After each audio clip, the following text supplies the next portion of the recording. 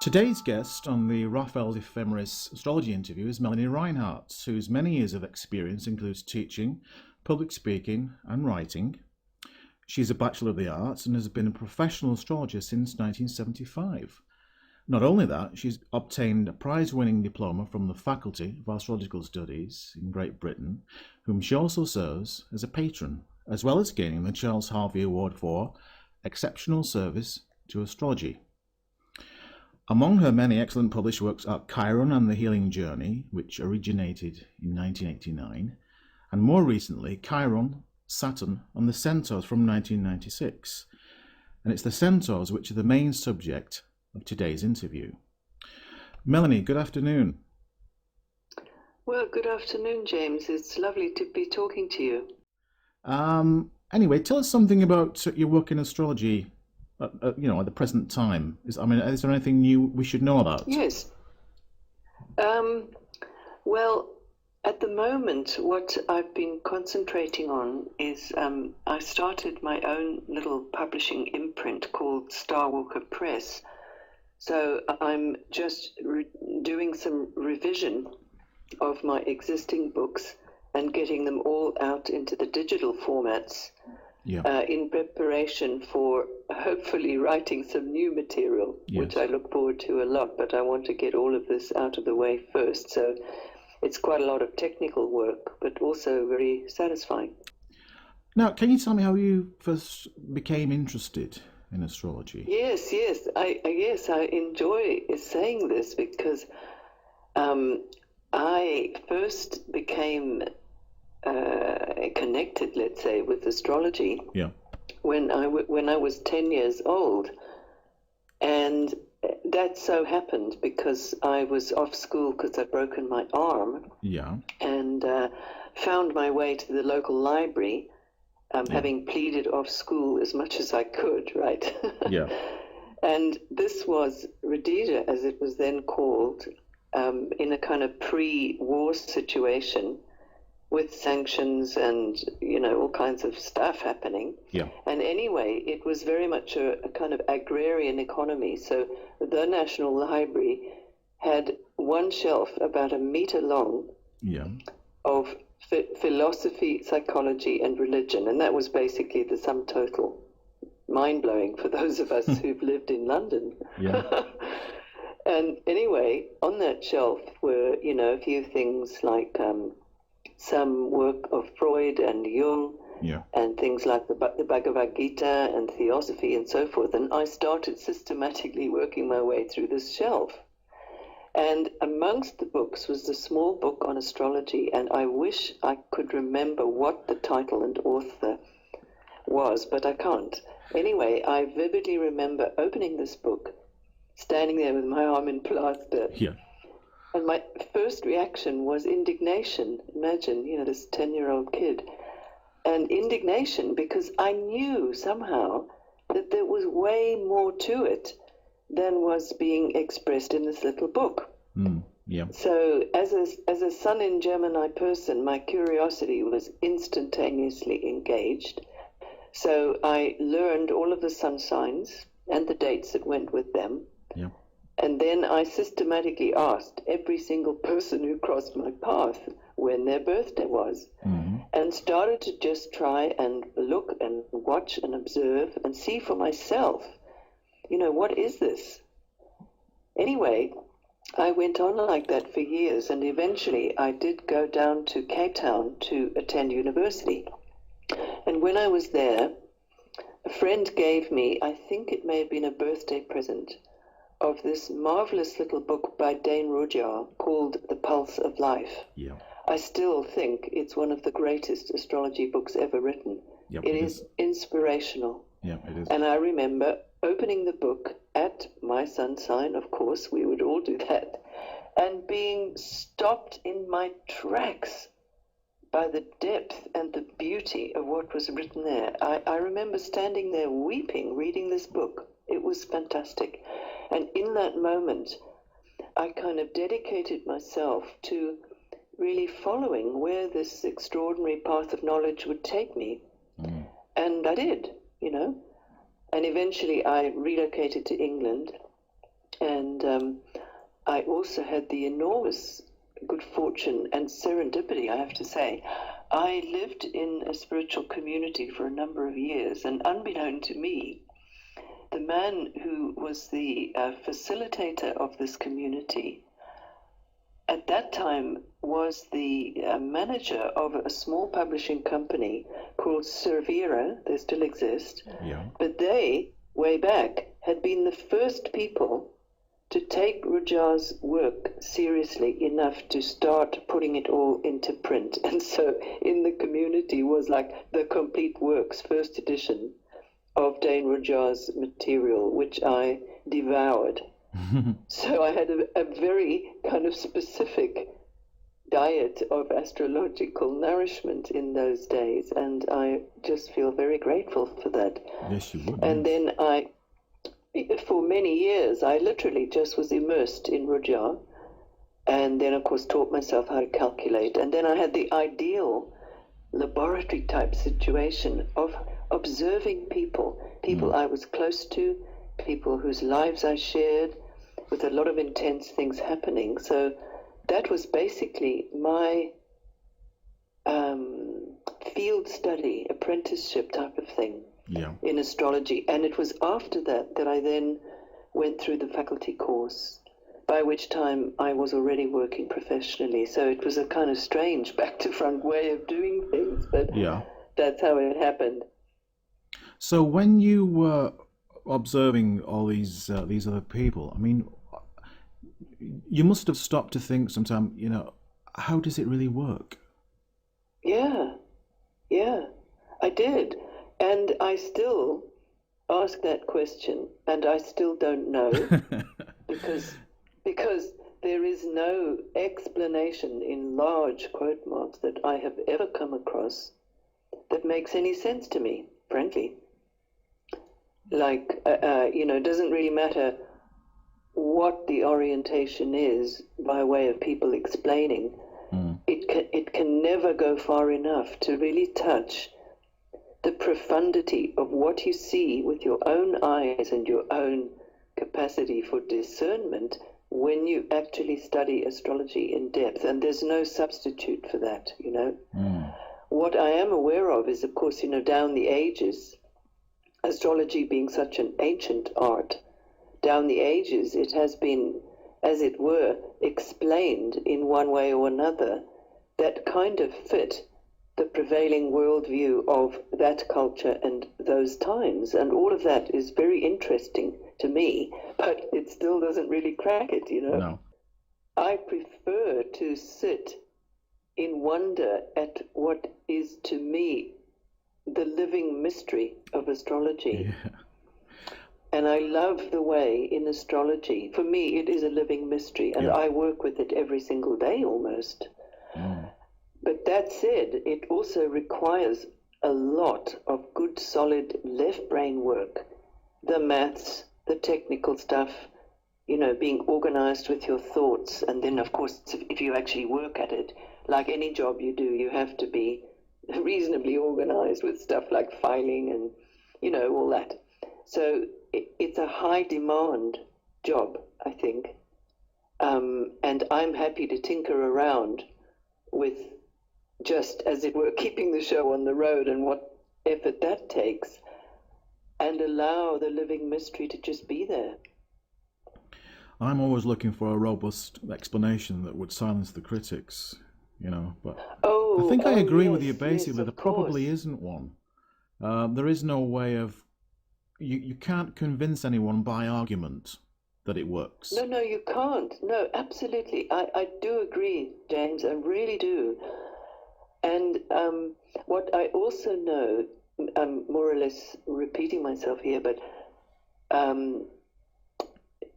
to immerse oneself in the study of astrology is the way, in my view, to understand it. Because you have the evidence of your own eyes, your own thoughts.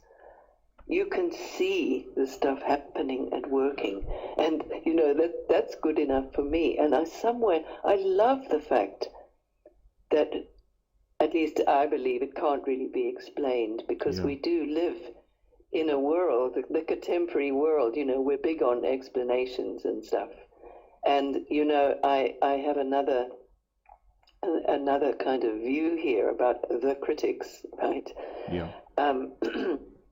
And this might be quite controversial, I don't know, but I'll say it anyway. I think the critics do us a service in the following way, because basically, as long as people think that what astrology is a load of old rubbish, they're more likely to just leave us alone to do the work, for goodness sake. But if they once got wind of the fact of what it really is about, we might have all kinds of obstacles in our path and, I don't know, government regulation bodies and all that, because this is what's happened in the field of alternative medicine. In the main, those branches of alternative medicine who've really put a lot of effort into trying to get credibility and status in society and all the rest of it, in many cases it has backfired in a very sad way. And I hope that will never happen with astrology, because I'm fine if everybody thinks that I'm an idiot doing what I do. I truly do not mind. Yeah, I mean, it's the present scientific paradigm, isn't it, that says, well, astrology can't work because everything has to be cause and effect. Even though, even though we're finding in quantum physics now that cause and effect has no place quite often. Yeah, it's almost like, well, the way I see it in my kind of simplistic way is that, of course, there are levels of reality where we know cause and effect works because we live in that dimension every day. Like there's a cup on my desk at the moment, and if I push it, it'll fall on the floor and shatter. Yeah. And I did it, right? But that's a very gross level of dealing with just form and sort of Newtonian push-pull variety of energies. And we certainly know from contemporary physics that ain't the whole story of the reality that we inhabit. Yeah, the universe is not made of matter, ultimately. Yeah, exactly. It's energy, and then it becomes amorphous, doesn't it? It's about... That's right. Potentiality. Right. It's about processes and movement and potentiality. I mean, a good... Correct. I think it was Niels Bohr said, saying that. Atoms are not things. That's right. It reminds me of, I think it's page 1 of The Pulse of Life, the Dane Rudolph book I mentioned. There's an absolutely stunning paragraph there where he flags this up. Yeah. And says, we no longer inhabit the same worldview that we used to, and we now know that the very table that might be in front of us is a kind of a process of whirling atoms and energies. Like the more deeply you look into it, that's kind of what you start to see. Yeah, you get even some, you might call them maverick physicists and modern physicists, who are saying that Heinz Pagels, for one, I think he's passed away now, who said that it's idle to talk to ask where is the electron, because it's only there when we look for it, and he's implying that we put it there by looking for it. Yes. So you create your own universe. I mean, there are connections there. Yes, and for example, before we started the recording, I explained to you about the power cut situation here. Yeah. Prefacing it by saying, I think Mercury retrograde is doing its thing. Yeah. Because Mercury turns direction in a few days, and often, a few days around a station is when, stuff happens that demonstrates that planet's energy. And, at a very simple level, how much more fun that is than getting completely stressed out because I'm sitting here in a power cut. I'm thinking, Mercury's doing its thing. What fun. Do you see? Yeah. It's a whole different world. Yeah. Okay. Well, moving on. Now, we know that one of your specialities is Chiron. So, would you please introduce Chiron to us? Ooh, that's a tall order. I'll start with the simple things. Yeah. Chiron was discovered in 1977, actually in mid-October, and then the announcement of the discovery was made on the 1st of November, so it will soon be Happy Birthday, Chiron. In fact, I believe it was October the 18th, the discovery date. So here we are nearly on that date. Right. Wonderful. Yeah. See, there's another example, right, of what I was saying. Yeah. And what was interesting there was a number of things. First of all, it was an object found where no object was expected according to Bode's law.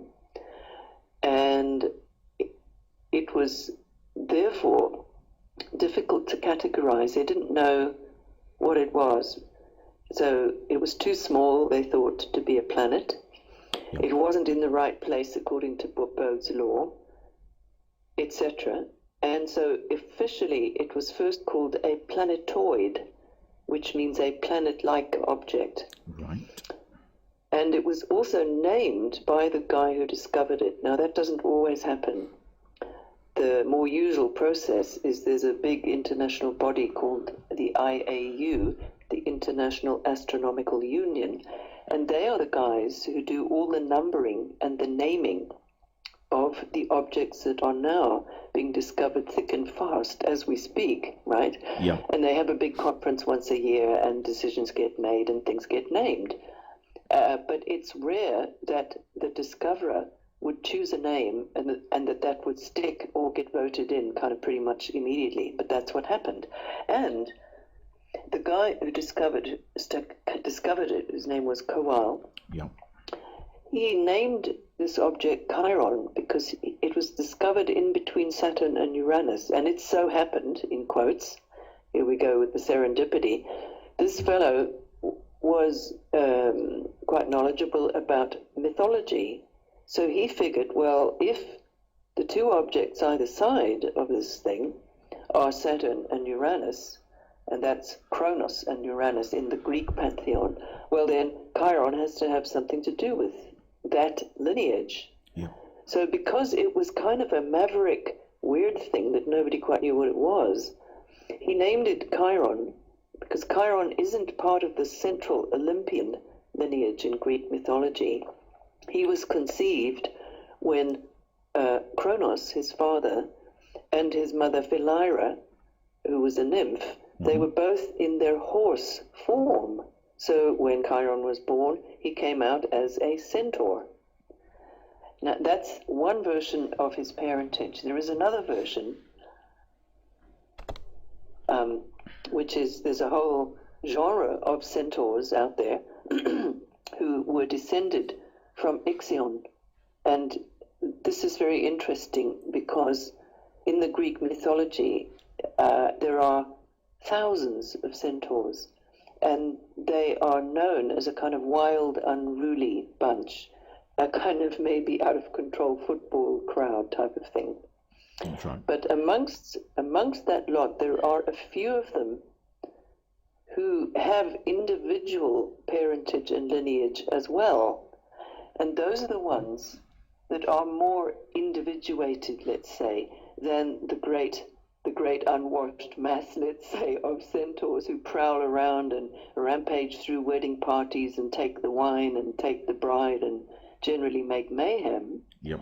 But these other ones that have their own lineages, you see them cropping up with maybe just one or two small anecdotes that reference their story or their character. But in the case of Chiron, there's a fully fledged characterology there with many stories, and he even had a wife, and very unusually, they even had a daughter. And the daughter was skilled in divination, and some say she's like the sort of prototype astrologer and so forth. But back to Chiron, he, in his story, when he was first born, his mother was so horrified at him coming out only half human that she abandoned him to die and prayed to the gods to be made into anything other than what she was. In other words, mother of a monster. So the gods obliged. She was turned into a linden tree, and Chiron, in the time-honored manner of heroes, was rescued by a shepherd and taken to the sun god Apollo. who foster fathered him. So under his tutelage, Chiron became a kind of wise mentor, and pretty many Greek heroes, all the famous ones, went to Chiron for a period of tutelage to prepare them for their destiny as heroes. Very interesting detail. In the fullness of time, Chiron received a wound that he could not heal himself. And so his attempt to heal this unhealing wound accompanied him through his own work of being a healer and a mentor and a wise man and teacher for all these people. The story does resolve in that Chiron changes place with Prometheus, and in so doing was able to die, because the problem with this injury was because he was this kind of demigod, Chiron could not die, and he also couldn't heal it, so he endured an enormous long time of suffering, which was released when he changed places with Prometheus, and in so doing was able to die and was immortalized in the constellation of Centaurus. Now, this is a story which speaks in a very direct way to the meaning of Chiron. And here I want to quote a dear friend, mentor, and colleague of mine, who sadly is no longer with us, namely Howard Sesfortis. Oh, yes. He simply said, Chiron is about the wounds that make us wise. So profound and simple and beautiful. So Chiron in the horoscope. Can I just add to that? Yes, please. They make us wise because they bring us compassion for other people suffering as well. Absolutely, absolutely. And it was my friend and colleague Brian Clark who pointed that out, vis-a-vis the symbolism of Chiron changing places with Prometheus. He said it's like walking that mile in someone else's moccasins. Yeah. Or standing in someone else's shoes in order to profoundly feel and understand where they're coming from. Exactly. And that's the transformative linchpin of the whole story. And, that's a very beautiful detail there. But now, having worked a long time with Chiron, what I can also see is that this sense of it's like a raw place in the chart for many people. Now, let me qualify that by saying that I do very much see Chiron as a significator of a particular kind of awakening. And here I do mean an awakening of consciousness and spirituality. And for some people, that comes about through their experience of suffering, either their own or somebody else's. Yeah. That's not the only way, obviously, to awaken, but it is surprising for how many people that is true. And so the Chiron type of approach to illness and suffering is not to just do a kind of straight up chemical fix-it job, right? The aspirin for a headache number, although, hey, there's nothing wrong with taking an aspirin if you have a headache, but you see what I'm getting at there. It's not about suppressing the symptoms and just trying to get rid of it. It's about establishing a true dialogue with our own physical vehicle, our own body, and working with it because it's the only one we've got. And the wisdom that can be yielded to us through that process is the foundation of what's called alternative medicine or traditional medicine, etc. And what is very interesting is that there's different layers of what this suffering refers to. And one very interesting theme is that Chiron and the other bodies like Chiron, which I didn't yet mention and will park that thought and come back to it very shortly, there is an ancestral theme that's embedded in the meaning of Chiron. And I now know that for sure because I've worked with it so much. And what I mean by that is the fact that we all know about genetics and how things are inherited, right? Yeah. And I think that that's just a kind of rather clunky, dense version of something much more profound. We don't only inherit physical characteristics and personality things from our ancestors. We inherit their unfinished business sometimes. And how that works is the following. If somebody has had a whole set of emotional pressures or physical traumas which they have not been able to resolve in their soul before they die, in some cases, not every case, not every case, it's like that unredeemed chunk of human experience is still looking for healing, and it becomes embedded in what I term the ancestral field, and then somewhere down the line, one of the descendants of that person will pick that up.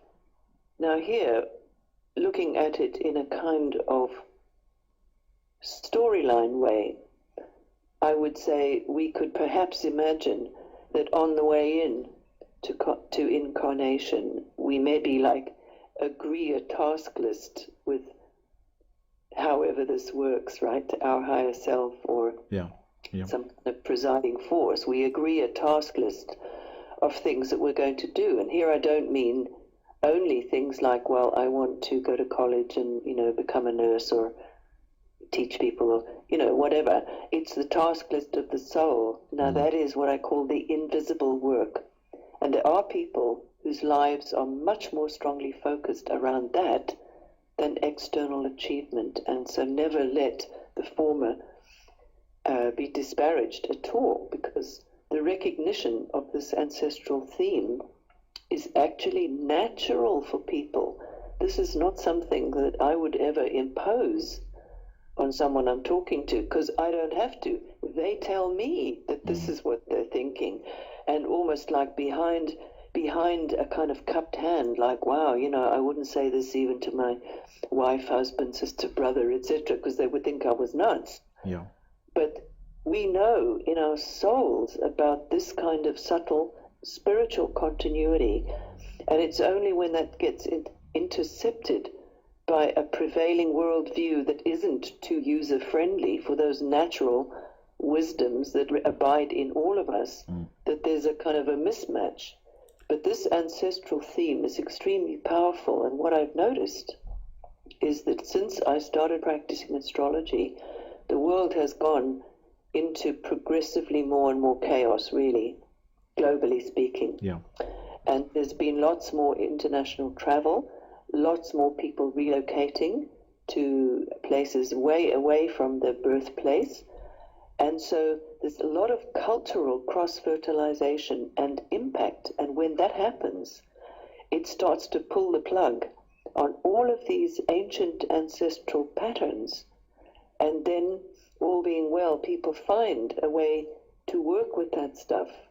And Chiron is one of the major significators of that.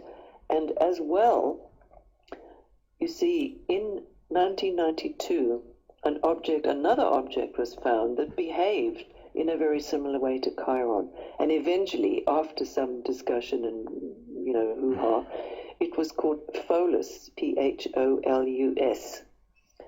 And since that time, I've lost count of how many centaurs there are, but Chiron is now considered number one of the centaurs, and a whole new subcategory of celestial objects was created to encompass these little fellows, right? Yeah. Chiron is now centaur number one, number two was Pholus, number three was eventually named Nessus. Now, with those three alone, there's enough material where the signification for these ancestral themes is so precise that your jaw just has to drop. It is absolutely incredible. Yeah.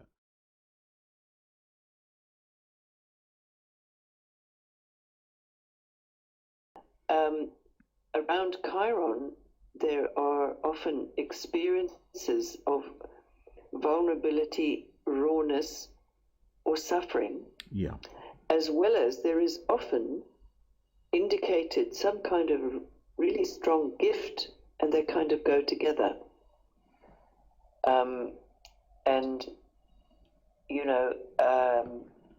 just to give an example of that, in the horoscope of Marilyn Monroe, it's Venus in Taurus on the midheaven, and it's conjunct Chiron. Now, everybody knows her as the goddess, right? Venus on the midheaven. Yeah. But more and more people know just how incredibly wounded she was and how much she suffered in her life. And so they go together in that case. And it's a signification of awakening through the acknowledgement of suffering, yeah, the capacity to work skillfully with it, and thus to deepen compassion, as you rightly pointed out. Yeah. And also there's a certain introduction to the wisdom of the body. So in that way, it's a kind of awakening to a holistic view of the world and oneself, to use a kind of much overused word, but it's a good word, Yeah. And you will notice Chiron's process most strongly when it's active by transit, and this is true of all of the centaurs. They really come to life when you see the transits that they're making. You can't really do a flat sort of 2D interpretation of any of the centaurs. Like, for example, we could say quite correctly that, in the horoscope of somebody who has Mercury in Capricorn, unless there are aspects that really intercept that, we can reel off a whole list of descriptive phrases that will be, give or take, very accurate. You really can't do that with Chiron and the centaurs, because it's like they come from another kind of worldview. They don't fit into that one. Yeah. So there it gets tricky, but it's also very, very interesting, because all you need is the basic astrology, sign and house and aspects, and even with rudimentary astrological knowledge and a bit of honest self-reflection, and you'll start to pick up the trail, you see. So that's Chiron. Now, I have two taglines, one each for Pholus and Nessus. Yeah. And I didn't make these up. I started using them as taglines because I heard so many people with whom I had discussed centaur transits and things in their chart actually say these phrases. So Pholus is the lid comes off, and Nessus is the buck stops here. Right. Now, just thinking about those two phrases tells you a whole lot about what those processes feel like. Now, there's an additional detail in the mythology of Pholus, which I first didn't take, I didn't even think about it. Then I suddenly realized that I was hearing all these stories, like I was saying about Pholus and the stories. There's a reference to 4 generations. So around Pholus, it's very interesting to look out for a theme of some kind that is exactly 4 generations long. Now, this could be that one has had, let's say, a fascination. So that's great-grandparents. So one has had a fascination with a particular great-grandparent, their life, their story. And lo and behold, it turns out that we have certain character traits in common, or even our life pattern goes uncannily similar to them, or we have the same aspirations, values and beliefs, etc. So there's a very precise thing there within the general remit that all the centaurs relate to the ancestral process. So the lid coming off, that means that where Pholus is, there's a great deal of energy that's looking to be released. So it's a very powerful point on the chart for some people. And there too, if a planet is connected to it, it sort of amplifies it. Yeah. With Nessus, now the length of the cycle of Pholus is 90 years. So quite a lot of people live that long nowadays, but Nessus is 124. So that tells us right away that it's dealing with themes that are inevitably, longer than one person's life. So again, we have the ancestors and specific cultural references. So in Nessus, one looks for, okay, what are the cultural references that are in my background, my national, racial heritage, that could include religious conditioning, etc. What is the stuff that I need to shed if I am going to individuate any further. That stuff can be very difficult to see because it's part of the ground we stand on. And then there are times when Nessus gets active by transit and situations configure into a buck stops here type of scenario when we suddenly realize, oh my God, look what I'm doing, and I don't need to do this anymore. It's that kind of thing. Yeah. Now there's a detail in the myth. The mythology around Nessus is very involved and contains many nuances where many very interesting ruminations and interpretations can come of it. But there is a very graphic detail which is a surefire indicator of its process by transit particularly, and this can sometimes show in a natal Nessus which is very prominent, like on an angle or conjunct the sun or something. Yeah. And that is a process of feeling the experience of burning, like burning shame, burning anger, burning ambition, burning passion, some kind of experience that we are really gripped by and hooked by, and which therefore can cause enormous suffering. I mean, really serious. So dealing with variations on a theme of misplaced desire is a Nessus theme. Right. So you know what I've heard in Buddhist teachings, this wonderful thing where, you know, one of the things that causes us to suffer is that we want what we can't have, and we don't want what we do have.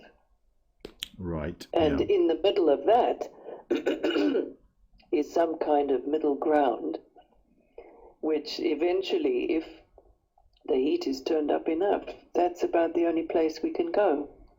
So Nessus is that kind of process, and it is very liberating, and I don't say this lightly. It's the signification of processes that we may not even know a lot of detail about, especially if it's deep ancestral stuff. But we can, like, wake up one morning and know that it has gone. And we don't even really know what the it is, but we know that something is different. Yeah. And I don't say this lightly. So they are fabulous little things to work with, very alive, and they do provide signification for some of the more elusive, bizarre, or way out places that actually all of us go in our experience. It's just that mostly we don't have a place to talk about it. Yeah. I have recently had Nessus crossing my IC by transit. And I was picking up on what you were saying earlier on about burning with rage. Okay. So, you know. So I have a little. So the IC is, of course, the beginning of the fourth house. Yeah. There are 3 houses where I've noticed that, as it were, the ancestors like to hang out, and that's house 4, house 8, and house 12. Yeah.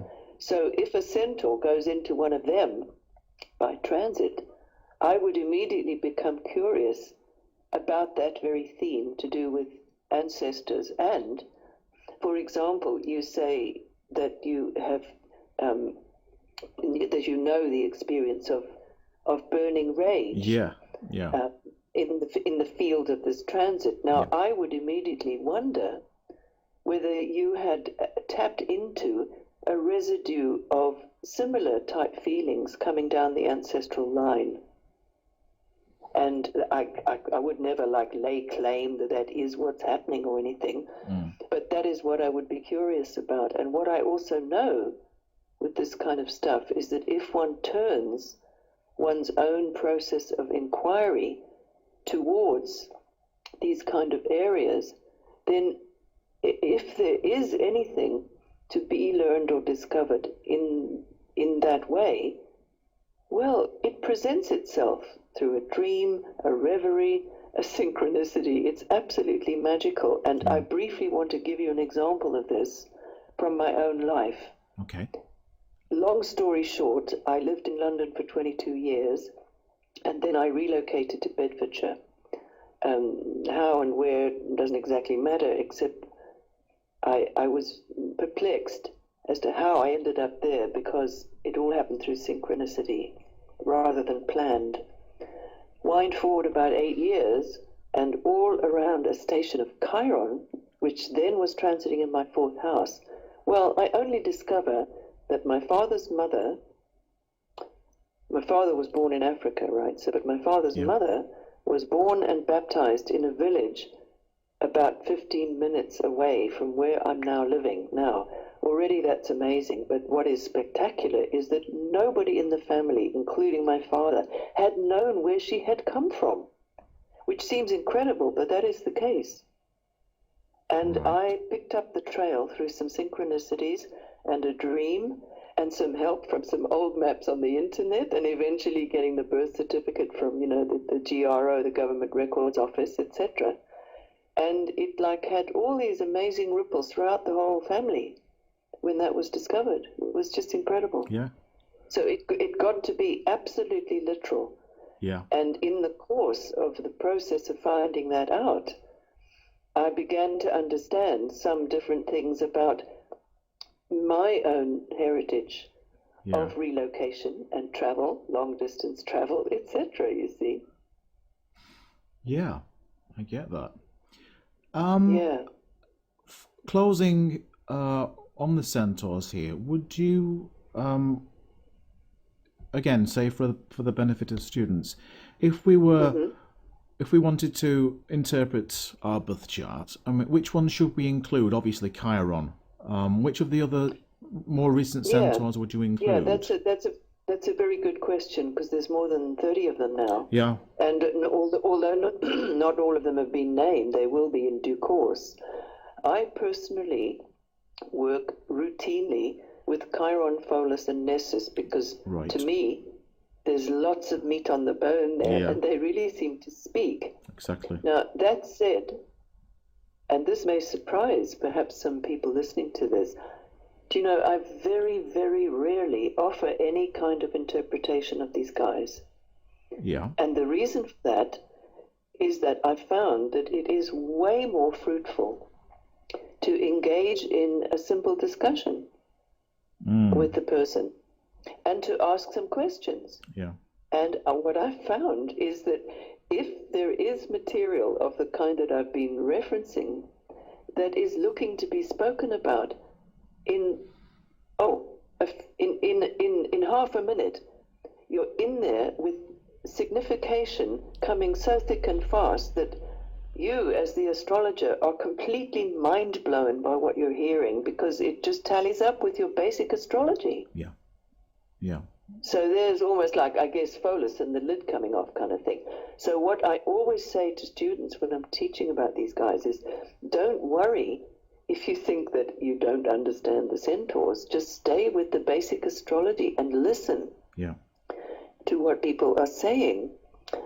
So now, when I say I work routinely with them, I do the following. I will always put the 3 of them into horoscopes that I am doing for people, and I will very rarely interpret any of them. However, let's say that there's an absolutely major transit sitting on one of them at the moment. Like, for example, the generation of people who've got Chiron in Capricorn. So that's from about 1950 for a few years. Yeah. Well, some of them already had it, but they had transiting Pluto waving back and forth across that point for a while. And for some, it's yet to come. Now, that's a mega transit, any way you look at it, and it will show in the signification of what's going on in somebody's life. The same with Pholus and Nessus. So it's very liberating working with these guys, because providing you have put some effort into trying to understand their process in your own horoscope and the horoscopes of people in your family or friends or people that you're close to, if you resonate with them, you will pick it up very, very quickly.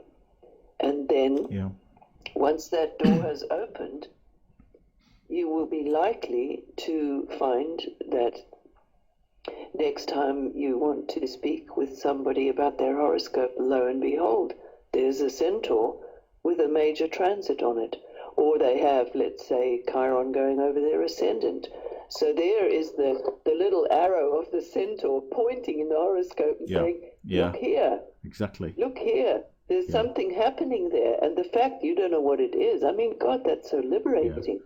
Yeah, they're going to become more traditional features, but evidently it will take some time.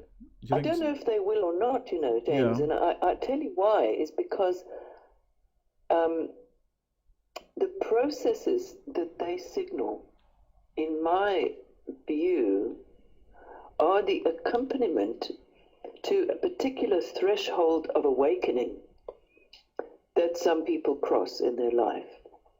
And I don't know whether everybody crosses that threshold. Yeah. I don't know whether the centaurs will speak in that way on every single chart. I certainly know that the people I see, I mean, the things are absolutely hopping, And also on the occasions when I look at, let's say, a celebrity chart of somebody who's in the news, or even a country chart, to me they speak really loudly. But I can also say that I can see that not everybody's interested in them, and I'm talking now about astrologers. And that's totally fine. Here I want to quote another friend and colleague, Rick Tarnas, who was giving some advice to a new student who was asking, this was now 1994, a conference in Canterbury, UK. And there was a panel discussion, and a student from the floor asked the question of, how do we know what to use? Now, this was even before hardly any centaurs were named. She wasn't talking about them. But there were still, 10,000 asteroids and midpoints and harmonics and you name it. Yeah. So one bamboozled student pleading to say, well, how do we know what we're supposed to use? And Rick said something I never forgot. Here's the quote, verbatim. He said, in astrology, you can only work with what is burnished into your soul. Yeah. Right. Yeah, because that means you can't even work with the ordinary so-called planets, the classical planets, if their meaning and energy and process is not burnished into your soul. They will just be flat on a piece of paper, flat definitions. Now, if you simply limit your astrology to that, well, it will always be rich and alive and fabulous. And then occasionally, like, I also work with some other objects, but my God, I haven't set myself, a campaign of studying all this weird stuff. But if it happens that one starts, as it were, speaking to me through synchronicity, or maybe a client comes and I can see from the chart that there's something else that I don't know much about that's really in focus, well, I will go and study it and try to learn from the client, etc., etc. So it's a living process. But for me, the yardstick is very simple. I work with what feels like it's burnished into my soul. Yeah. The rest I can have interest in and maybe learn a little bit about, but I can't work with it. You can only work with what you can recognize within yourself. Correct. Yeah. Thank you for putting that so clearly. Yes. Yeah. Okay. I'd like to just move on to this last little subject here. I mean, computer programs for calculation are everywhere, aren't they? I mean, how important is it to be able to use an ephemeris these days? I think it's incredibly important, but then I'm sure some people would say, well, she would say that, wouldn't she? Because she's now an oldie. But no, it's my Bible. And truly, I'm saying this. I'm saying this not on commission for anybody who's listening. And I'm, as we speak, reaching for my little ephemerises, because I would not be without them. And here I do specifically mean the little Raphael. I can't imagine not having them. I love the fact that they have the lunations marked across the top of the page with the date and the time and the degree and minute of the zodiac. So I don't have to look stuff up or fumble around. I open the thing and flick a couple of pages, and there it is. And also because the spread of a month is conveniently across 2 pages facing each other. So you've got a whole month spread across, as it were, one spread. Yeah. It's 2 pages, but it's one spread. And you can see the matching lunations, new and full, on that page. And also, in the little mutual aspects box in the right-hand side, bottom right, just a little glance through that, and anything major that's happening in that month. It'll tell you the exact day, because sometimes that's not completely clear. When you just whiz down the figures, you say, oh, that looks like it's happening around midnight on that day. Wonder which day it really is. And you can see right away with that. It shows you exactly when something changes sign. It puts the little R and D symbols, so you can see when something's turning direction. And then, of course, all the lunar aspects of the day and the week. It's absolutely brilliant. Those are the main things that I use. And now also another of my favorite, the 2 other favorite pages of mine. One is in the back, and that is the time when the sun, moon, and planets enter the zodiac signs. Right, the ingresses. So those are the ingresses, exactly. Yeah. Now, I love that bit, because that means that I can look up all the solstices and equinoxes on one page, and the time that they're going to happen. Yep. And also the time of the ingresses of the other planets, because all of that is incredibly useful. Absolutely. And then another absolutely favorite page is the phenomena page. Phenomena. Now, for my taste, I would like even more phenomena on there. But what you have is very full and adequate for sort of normal use. But occasionally, if I go ferreting down a particular trail, I always think, oh, I wish I could see that. Right. Well, I'll make a note of that. Okay, brilliant. The fact that you want more. That's exceptional, James. That is exceptional for the main. I'm just thrilled. For example, I'm looking here at 2013, and it tells me on the 2nd day of January the Earth is in perihelion. Now that is an absolutely crucial date in the calendar, and here. Well, I can't reference this without it sounding like I'm plugging my own work, but there is an astrological retreat, and it's called the 12 Holy Nights, and it's scheduled in such a way that it takes place over the Earth's perihelion, and it lasts from basically Christmas Eve, Christmas Day-ish, through until Epiphany in the Christian calendar. Yeah. And there's loads and loads of stuff about it on my website if anybody is interested in following it for themselves. Okay. I do sometimes do it as an actual retreat process. But so, for example, so that so inspires me. And then it tells you every month when the moon is in perigee, and that's also important. Those kinds of things, you know. And it does list the equinoxes in that table as well as the other one that I mentioned, and I just love it. Well, I just wanted to say thank you very much indeed for a most eloquent, in-depth conversation. Thank you very much indeed, Melanie Reinhart. Well, James, it's been lovely talking to you.